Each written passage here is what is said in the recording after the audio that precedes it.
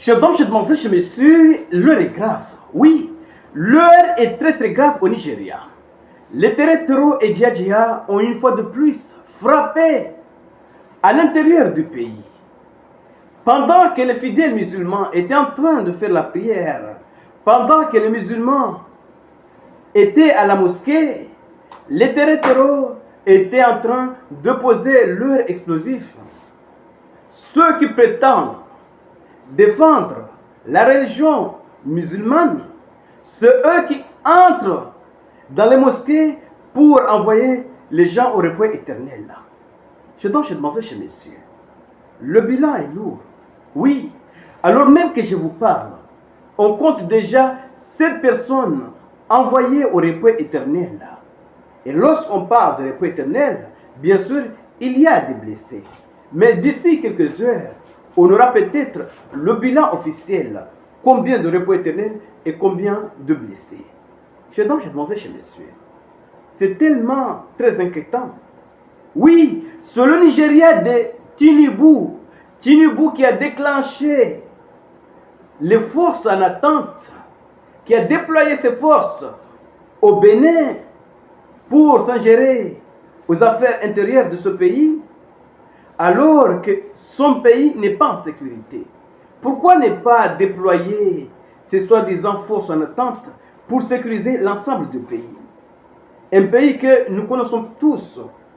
Il est extrêmement dangereux dans certaines zones pour les parents d'envoyer leurs enfants à l'école, puisque à un moment donné, ils se font kidnapper. Oui, c'est de cela qu'il s'agit. Et les citoyens sur certaines localités n'ont d'autre choix que de prendre leurs responsabilités. Oui, les citoyens ont commencé à organiser leur défense. Ils ont commencé à prendre les armes. Pourquoi? Parce que sur une partie du pays, les forces de défense sont quasi absentes. C'est de cela qu'il s'agit. Chers demoiselles, chers messieurs, l'heure est grave.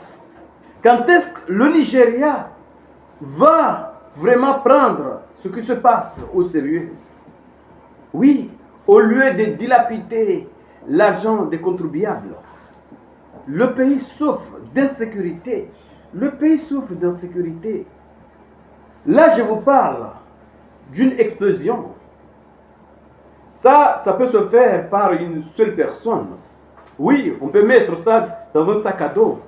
Mais les ravisseurs qui débarquent dans les écoles, les hôpitaux, qui kidnappent tout le monde, même les médecins, pour demander une rançon, ça, ce n'est pas une seule personne. C'est tout un groupe qui débarque.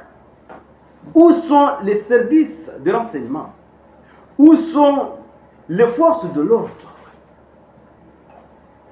Où sont les protecteurs de ce pays? Au lieu que Tinubu se concentre sur la défense du pays, non. Il envoie ses hommes au Bénin. Oui, pour frapper les forces béninoises qui ont osé prendre leurs responsabilités. Alors, chers amis, partagez cette vidéo au maximum. Oui, partagez cette vidéo au maximum pour faire en sorte que ceux qui ne sont pas encore abonnés puissent également bénéficier de ces informations. Et surtout les amis, restez connectés pour la suite de cette affaire. Merci. Et n'oubliez surtout pas d'aller vous abonner sur notre chaîne YouTube DAH Visionnaire.